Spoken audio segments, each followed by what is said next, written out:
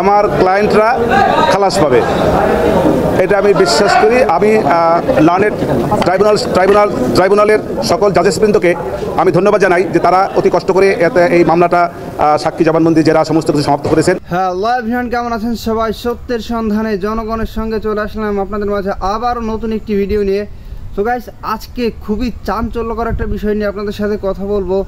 আপনারা সবাই জানেন, সাবেক প্রধানমন্ত্রী শেখ হাসিনা তিনি বৈষম্য বিরোধী ছাত্র আন্দোলনের মধ্য দিয়ে ক্ষমতাচ্যুত হয়েছেন এবং প্রায় 2 বছর হয়ে আসছে তিনি ক্ষমতাচ্যুত হয়েছেন এবং তিনি দেশের বাইরে আছেন সেই তখন থেকে এই পর্যন্ত। সেটা বহুদিন হয়ে গেছে এবং তার বিষয়ে তাকে ঘিরে অনেক আলোচনা সমালোচনা এবং তার বিরুদ্ধে অনেক মামলা মোকদ্দমা হচ্ছে এবং তার বিচার কার্য শুরু হয়েছে আরও অনেক আগেই এবং তার বিচারের রায় হবে আমরা জানি 17 তারিখে। তো এই রায় ঘোষণার আগে তার যে আইনজীবী এমন কিছু কথা বলেছেন, এমন কিছু বক্তব্য রেখেছেন এবং তিনি সেখানে বলেছেন যে তার মক্কেল বা তার যারা ক্লায়েন্ট আছে তারা মুক্তি পাবে, এমনটাই তিনি আশাবাদী। তো কথা হচ্ছে এখানে মূল কথা যে সাবেক প্রধানমন্ত্রী শেখ হাসিনা এবং তার সাথে আরও যারা আছেন যাদের নামে মামলা হয়েছে এবং যাদের বিচার কার্য চালু রয়েছে, তারা যদি বাই চান্স যদি তারা খালাস পেয়ে যায় তাহলে বাংলাদেশের মানুষের অবস্থা কেমন হবে? আসলে বাংলাদেশের মানুষ কি এটা নর্মালি মেনে নিতে পারবে কি না?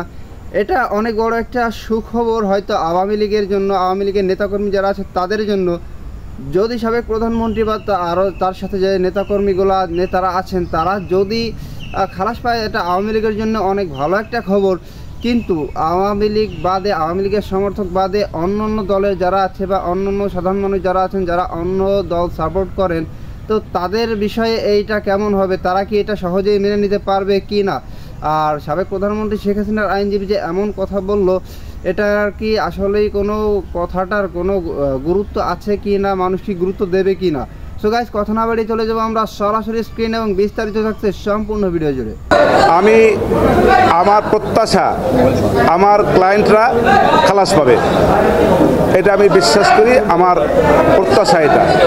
এবং আমি লার্নেড ট্রাইব্যুনালের সকল জাজেসবৃন্দকে আমি ধন্যবাদ জানাই যে তারা অতি কষ্ট করে এই মামলাটা সাক্ষী জবানবন্দি জেরা সমস্ত কিছু সমাপ্ত করেছেন এবং তৎপরবর্তীতে রায়ের জন্য দিন ধার্য করেছেন, এই জন্য তাদেরকে আমার ধন্যবাদ।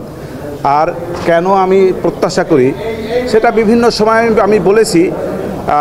আমি মনে করি যে আমার সাক্ষীর যে সমস্ত জবানবন্দি হয়েছে তার প্রেক্ষাপটে যে সকল জেরা হয়েছে, জেরার প্রেক্ষাপটে বিভিন্ন সময়ে বিভিন্ন সাক্ষীদের কাছ থেকে আমি বিভিন্ন রকমের গুরুত্বপূর্ণ বেশ কিছু তথ্য সাক্ষীর মাধ্যমে আনতে সক্ষম হয়েছি। সব কিছু মিলিয়ে দালিলিক সাক্ষ্য সেসব জায়গায় আমি কন্ট্রোভার্সি ক্রিয়েট করার চেষ্টা করেছি এবং বিভিন্ন সময় দালিলিক সাক্ষীর উপরেও কন্ট্রোভার্সি ক্রিয়েট হয়েছে বলে আমি বিশ্বাস করি। সব কিছু মিলিয়ে আমি বিশ্বাস করি আমার আসামিদ্বয় খালাস পাবে।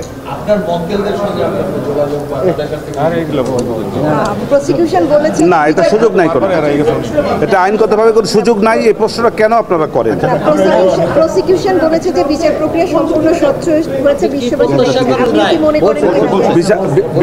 বিচার প্রক্রিয়া আমার দেখা মতে কোনো অস্বচ্ছতা আমি দেখি নাই, কারণ আমাকে কেউ কোনো রকমের ইন্টারাপ্ট করে নাই, এটা আমি বলতে পারবো। আর এছাড়া কোনো অস্বচ্ছতা আছে কি না তা আমার জানা নাই। আমাকে এই জায়গার সহযোগিতা যে জিনিসটা মামলা করতে গেলে যে সহযোগিতা সবার আগে লাগে সেটা হলো ডিফেন্স কাউন্সিল থেকে আসামিদের পক্ষ থেকে দলিল দস্তাবেজ দিয়া, তথ্য দিয়া আমাকে যদি সহায়তা করতে পারতেন, সেইটা হলো সহযোগিতা।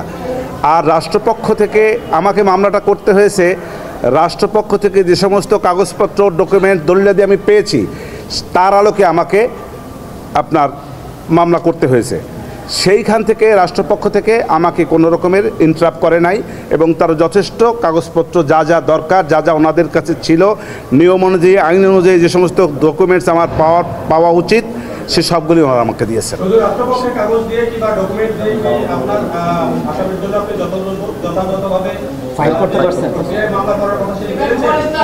আমি আমার সীমাবদ্ধতা থেকে আমি চেষ্টা করেছি, যথেষ্ট চেষ্টা করেছি আমার তরফ থেকে চেষ্টার কোনো ত্রুটি ছিল না এবং আমার চেষ্টায় কেউ কোনো বাধাও দেয় নাই। ওকে, ধন্যবাদ। বিচার প্রক্রিয়ায় আপনি বলছেন যে কোনো অস্বচ্ছতা নাই, তার মানে স্বচ্ছ প্রক্রিয়ায় বিচার হয়েছে। আমি তো দেখি নাই। খালাস চাওয়ার ব্যাপারে আমি তো আগেই বলেছি যে আমি আমার দৃষ্টিতে দেখছি না কোনো অস্বচ্ছতা। এর বাহিরে কোনো অস্বচ্ছতা আছে কি না সেটা আমার জানা নাই। আপনি বললেন সীমাবদ্ধতা থেকে আমি চেষ্টা করেছি, সীমাবদ্ধতাটা ওইটাই যে আসামি উপস্থিত থাকলে যে সমস্ত সুযোগ সুবিধা পাওয়া যায়, যে সমস্ত ডকুমেন্টারি এভিডেন্সেস হয়তো আমাকে ওনারা দিতে পারতেন, সেই সবগুলি দিয়ে আমি ফাইট করতে পারতাম, সেগুলো তো পারছি না। ওনার তথ্য দিয়ে সাহায্য করতে পারতেছেন।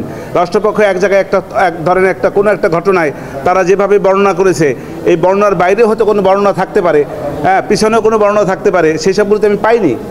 অতএব এই জায়গাটা থেকে আমার কিছু মানে সীমাবদ্ধতা ছিল।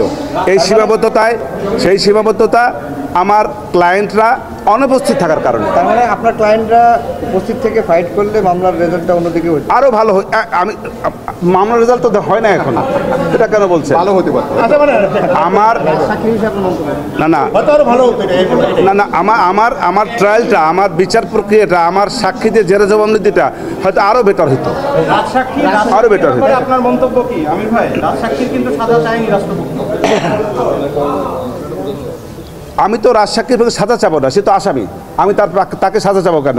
আমি তো তার কথার বিভিন্ন জবানবন্দিতে আমি বলেছি বিভিন্ন সময় যে সে তার নিজেকে বাঁচার জন্য, আমার আসামিদেরকে ভর করে নিজে বাঁচার জন্য সেই নিজেকে অ্যাপ্রুভার ডিক্লেয়ার করেছে। এইটার অনেকগুলি যুক্তি আছে, অনেকগুলি যুক্তি আছে।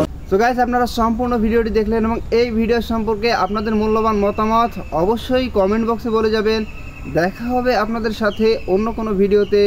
ততক্ষণ পর্যন্ত ভালো থাকবেন, সুস্থ থাকবেন। আল্লাহ হাফেজ।